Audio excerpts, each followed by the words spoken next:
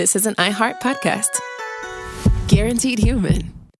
With no fees or minimums on checking accounts, it's no wonder the Capital One bank guy is so passionate about banking with Capital One. If he were here, he wouldn't just tell you about no fees or minimums. He'd also talk about how most Capital One cafes are open 7 days a week to assist with your banking needs. Yep, even on weekends. It's pretty much all he talks about, in a good way. What's in your wallet? Terms apply. See CapitalOne.com/bank. Capital One, N.A., member FDIC. Hi, Kyle. Could you draw up a quick document with the basic business plan? Just one page, as a Google Doc, and send me the link? Thanks. Hey, just finished drawing up that quick one-page business plan for you. Here's the link. But there was no link. There was no business plan. I hadn't programmed Kyle to be able to do that yet. I'm Evan Ratliff, here with a story of entrepreneurship in the AI age. Listen as I attempt to build a real startup run by fake people. Check out the second season of my podcast, Shell Game, on the iHeartRadio app or wherever you get your podcasts. Brought to you by the reinvented 2012 Camry. It's ready. Are you? Welcome to Stuff You Should Know from HowStuffWorks.com.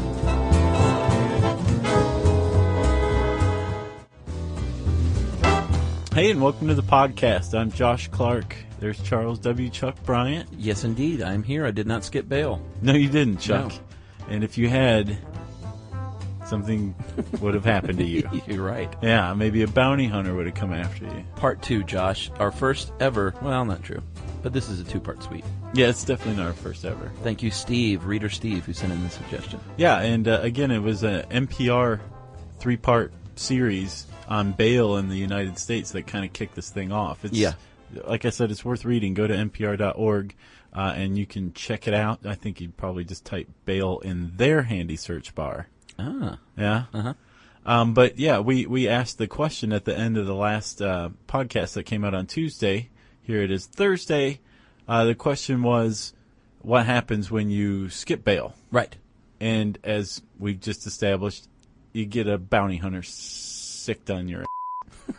Yes. In many cases, that is exactly what will happen, is a bondsman will hire what they like to be referred to as a bail enforcement agent. Mm-hmm. But, of course, we like to call them bounty hunters because it's just a cooler name. It is a way cooler name, and it's a name that goes back several centuries, right?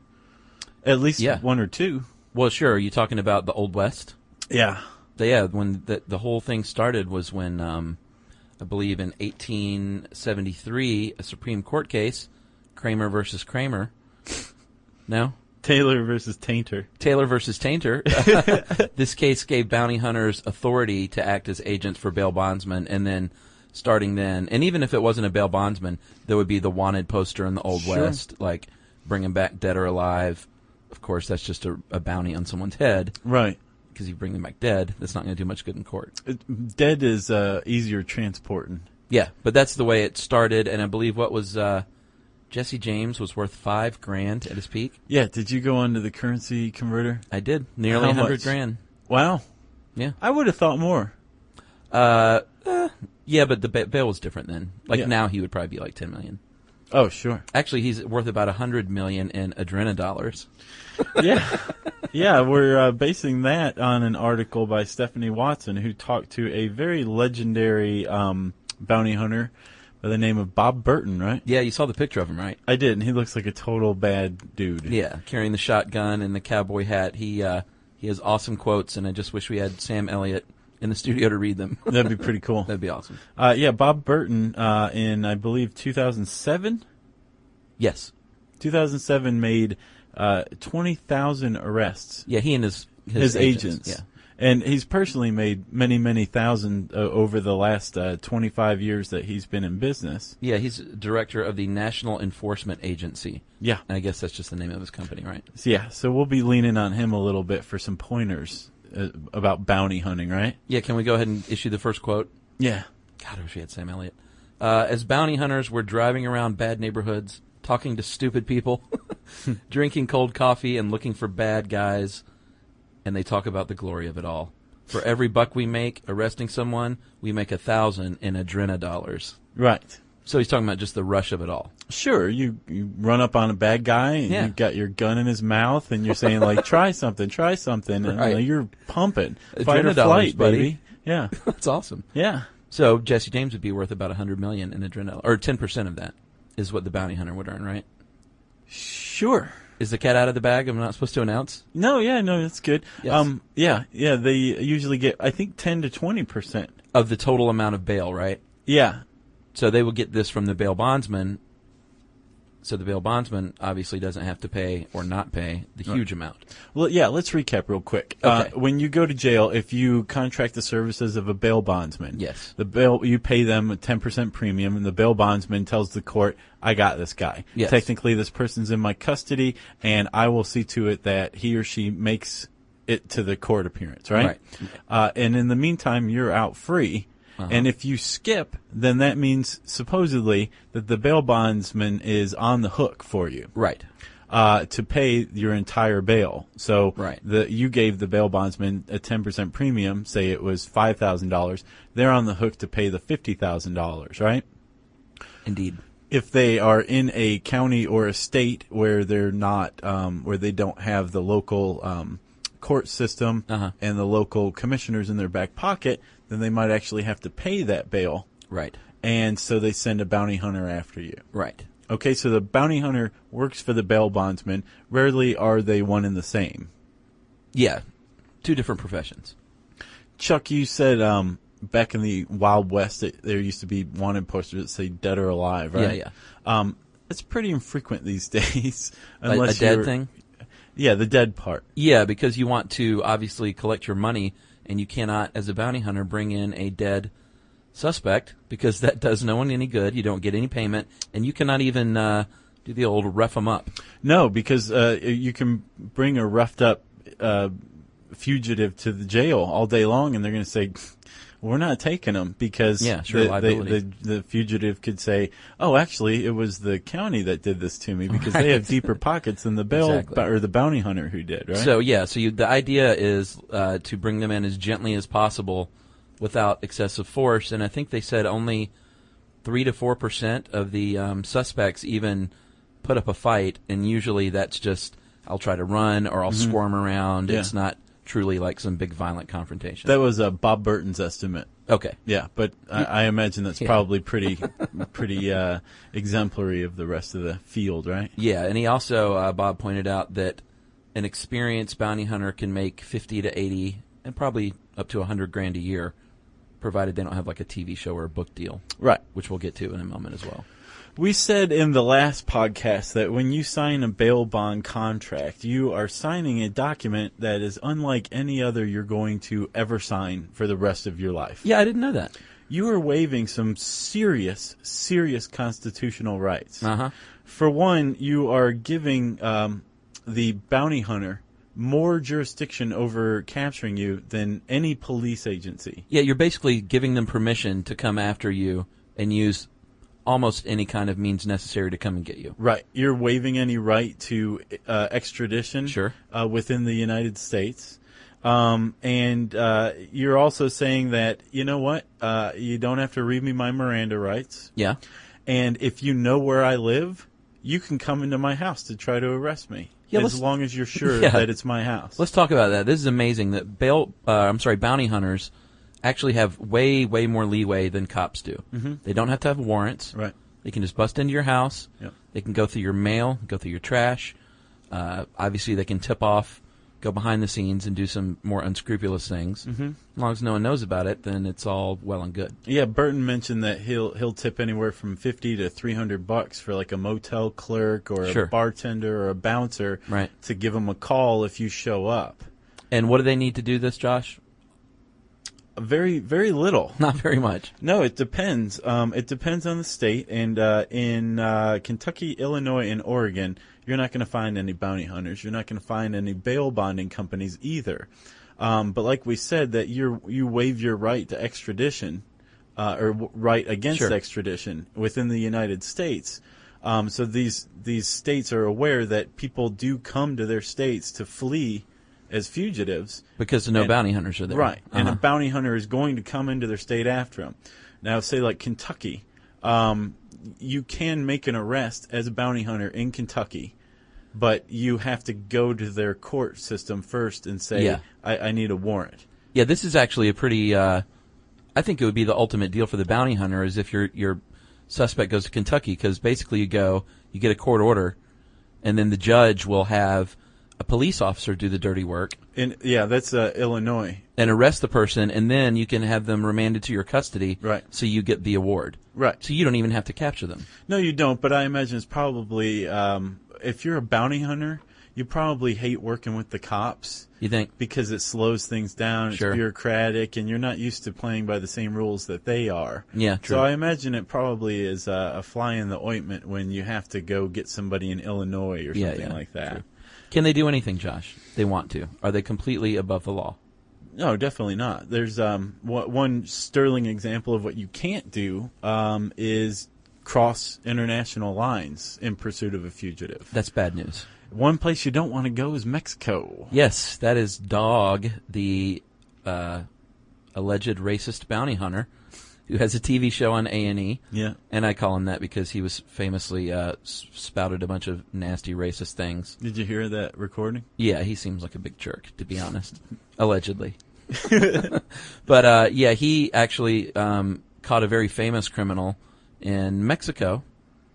Yeah, it was Andrew Luster, who was the Max Factor heir back in 2003. Right. You remember that? It was a big deal. Oh, yeah, and he got in big trouble for it. He recouped some of his share of the $1 million, and then Mexico said, wait a minute, it's illegal here. You are under arrest, sir, but we'll let you out on bail. Well, they did let him out on bail, and his bail. Entire job is to bring people back who skip out on bail, and he skipped out on bail. He did. So Mexico wanted to extradite this guy, but by that time, he'd already made a name for himself. Sure. He was a famous TV star. Yeah. So Condoleezza Rice writes a letter on his behalf to Mexico saying, just drop extradition. And Mexico's like, no, we're not going to drop I'd like to extradition. vouch for Dog. Yeah. I was wondering if that's what the letter said. Yeah, I'm sure. Mexico said, no, we're not going to extradite. Uh-huh. And a court said, send him to us. He's yet to have been sent to him, but... Well, they dropped the charges. Oh, they did? Yeah, a couple of years ago they dropped the charges. So he's off. He's off scot-free, and he's doing his thing. His TV show was suspended for a little while because of the racist remarks and this whole Mexico thing, but it's going strong again. Yeah, because the American public is...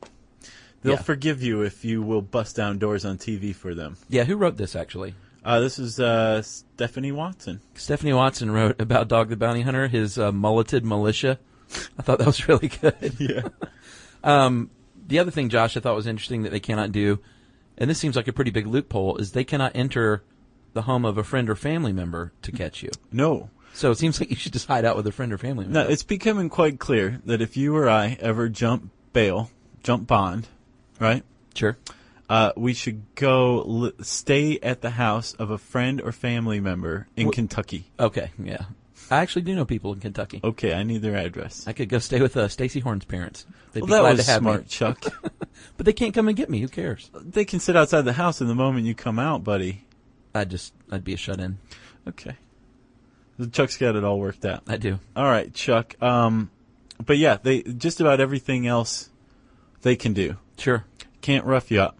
No. Can't go into Mexico, although they can. Well, yeah, clearly. They do. Uh-huh. And they can't go into the houses of friends or family members. Right. What are they doing? Like, they're using everything else at their disposal, right? Yeah, they're doing stuff that probably a good detective might do. They're accessing your files and your records, phone records maybe, credit card receipts. Yeah. Asking around on the street, trying to find out where you like to hang out and shoot pool. Right. That kind of thing. Yeah. And then you stake it out like a cop would, you know? Yeah, some of them use like spy gadgets. Yeah. Like pinhole cameras, that Sure. kind of thing. Night to vision keep an eye goggles. on thing. Yeah. That'd be cool. But yeah, it seems like a stakeout is probably one of the bigger parts of the job of a bounty hunter. Yes. Several hours, several days. I would imagine hours if you're really, really lucky. Yeah. And then you make the arrest. Right, Josh, but that's not the most important thing they have to their advantage, is it? No. Stephanie points out it is what? The element of surprise. Yeah, I like this. Sure. You're not a police officer. Nope. So you can totally trick anybody any way you can. I love it. Dress up as a meter reader to get into that house Candygram. of your friend or family member, right? Sure. Yeah, Candygram. And all of a sudden they open the door, you say you're a UPS guy, and then no Miranda, no nothing. They just bust in there and put you down on the ground. Yeah. That's pretty hinky. It is a little hinky. But it is a real job. It's bona fide. And you're saying you guys can do this to me when you sign your bail bond contracts. Well, exactly. That's the key. Josh, do they carry guns? Oh, yeah, they carry guns. Heck yeah. Depending on the state, you may have to license it with the state. In Georgia, where we live, yes, you have to be 25. Okay. You have to check. Have a gun license. No check. You have to work for only one bail bondsman. This is kind of a big deal. There are freelance bounty hunters who will work for anybody.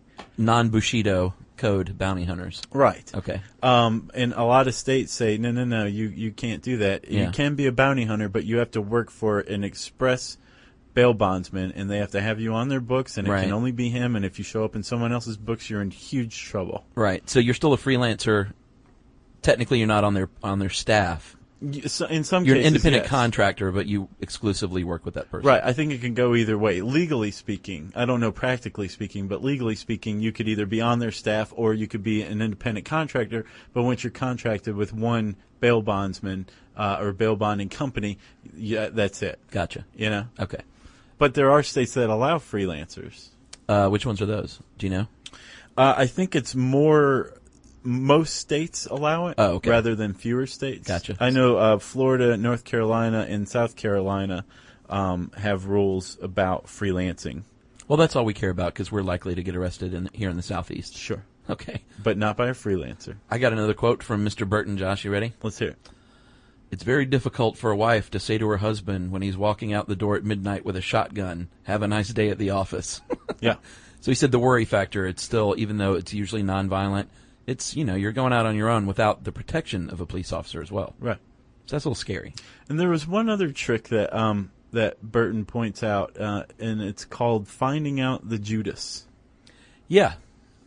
Remember we said that in the bail bonding episode that in most cases the bail bond company takes something in collateral from, say, your parents, say the title of your parents' house. Sure.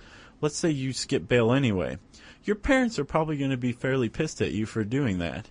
Yeah. And now all of a sudden they may say, you know what, I want him back here because I want to keep my house. Right. So Burton figures out who you've wronged by jumping bail, or possibly who you wronged in the first place to get arrested, say like a drug dealer, something like that. Yeah. And then he'll he'll find that person and get the information of where you are, where you like to shoot pool, as you put it. All right, that's the Judas, obviously named from the Bible. I was about to say Bible character, but I guess Judas is a real person. Sold out Jesus.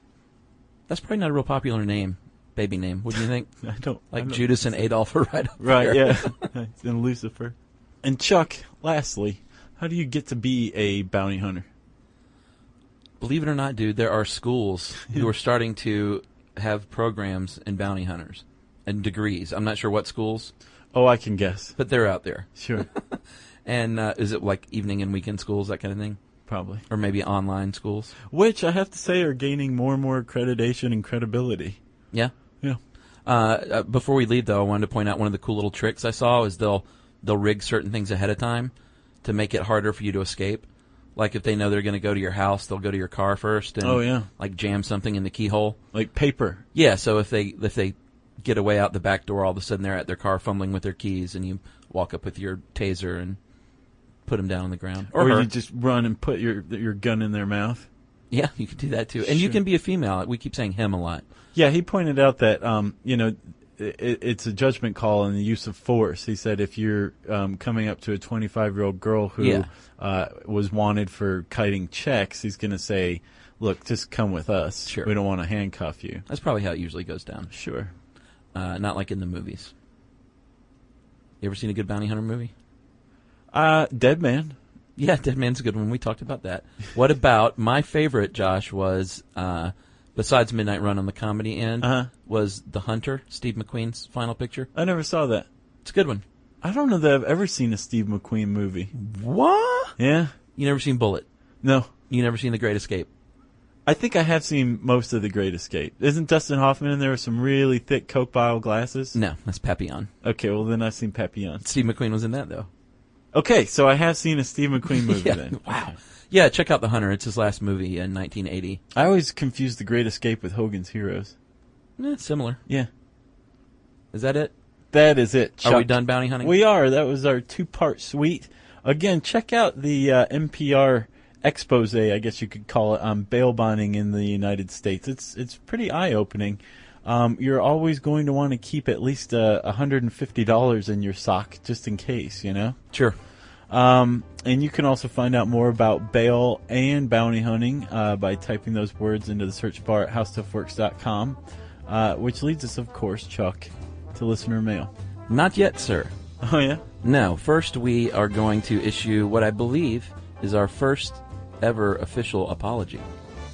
That can't be right. To a people. Well, we apologize all over the place all the time, but this is official because we inadvertently offended Jehovah's Witnesses in the listener mail segment from last week, where the kid wrote in about his uncle who gave the blood transfusion to the Jehovah's Witness, even though they refused at first. The Portuguese doctor in Brazil. Yes, and I think it was this week. It was Tuesday. Was it? Yeah. Okay, well, we just want to apologize officially to them because we had quite a few Jehovah's Witnesses write in, and it came across as us saying that, you know, they were just willing to let their kid die, and they were callous, and this non-Jehovah's Witness saved the day, and blah, blah, blah. And that is not what we were thinking at the time. It was just like a nice hero letter in my mind. Right.